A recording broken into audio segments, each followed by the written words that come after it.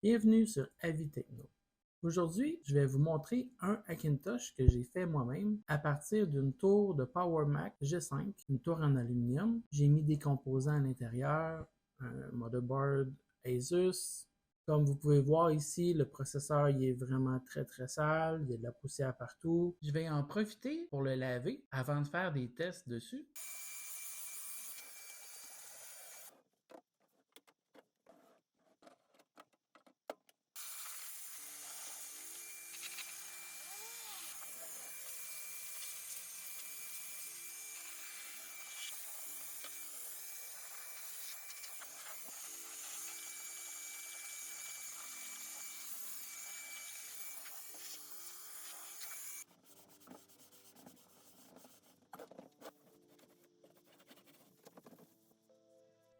Dans ce Hackintosh-là, j'ai mis un motherboard B85M-G R2.0, un motherboard Asus avec un processeur i5 4670. J'ai aussi réutilisé les caddies à disque dur du G5.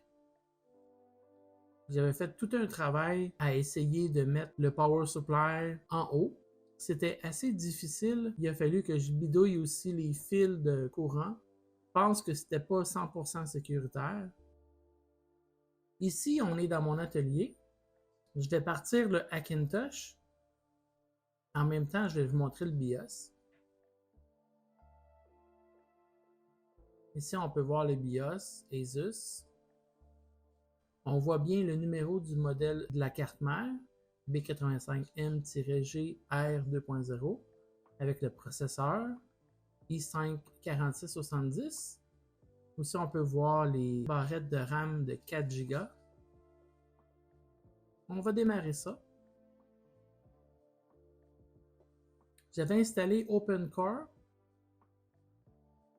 Moi, j'aime ça, voir toutes les lignes de code défiler à l'écran.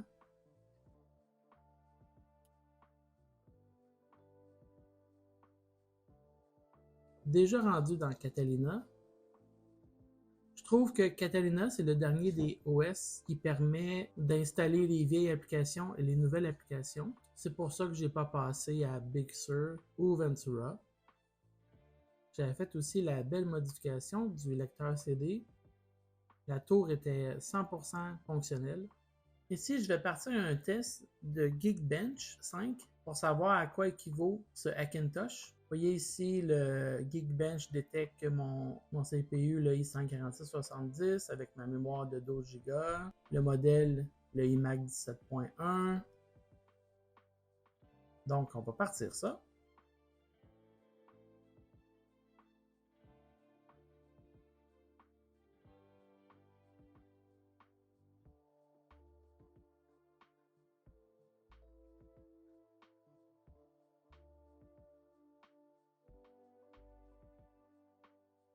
Bon, enfin, les tests sont finis. Ici, on peut bien voir que le Hackintosh a un score de 890 en single core et 2653 en multicore. On peut voir toutes les petites statistiques, la navigation, la HTML5, le SQLite, la caméra, le HDR,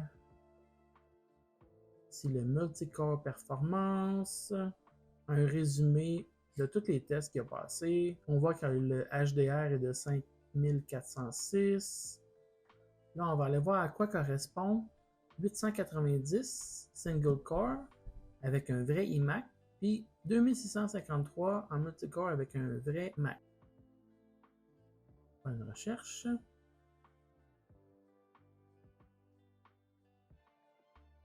On va commencer par le multicore.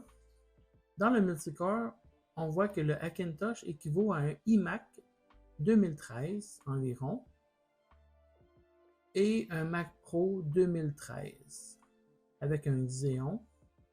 Vous voyez, 2607, 2801, 2867. C'est à peu près équivalent. Maintenant, on va regarder dans le single core.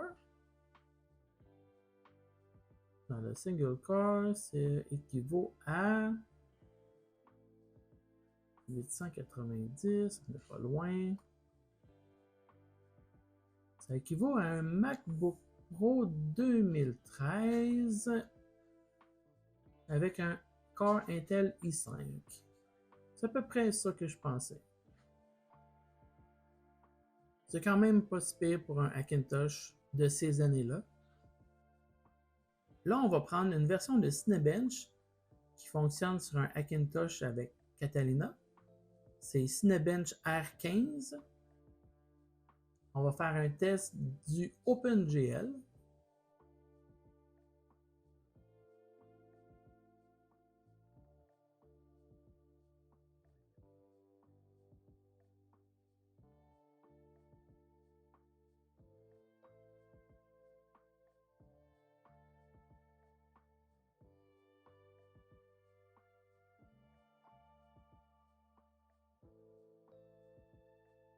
Deux corps, 4 threads, Intel Iris Pro, pas loin de la performance d'un 4 core 8 threads.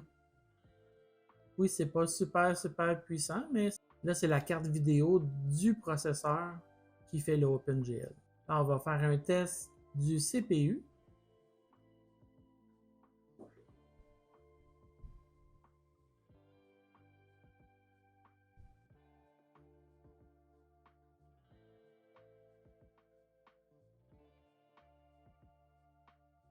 C'est presque fini.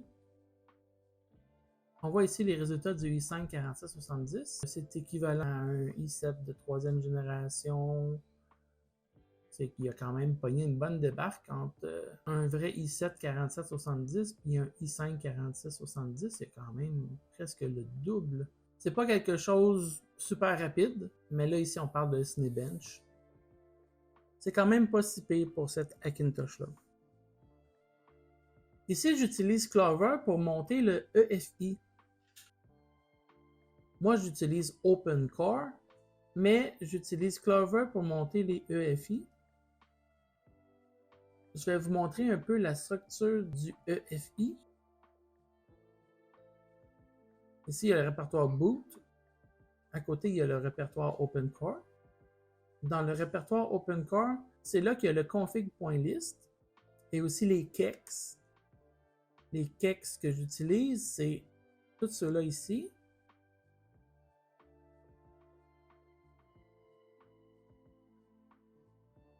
J'utilise aussi des SSDT et certains petits drivers. Ça ressemble un peu à ça, un EFI.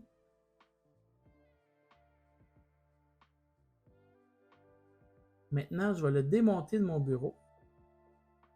C'est simple, vous sélectionnez Éjecter EFI. Merci d'avoir écouté mon vidéo. J'espère que vous avez apprécié mon Hackintosh. Si vous avez aimé la vidéo, mettez un pouce bleu. Si vous voulez m'écrire, ça va me faire un plaisir de vous répondre. Merci.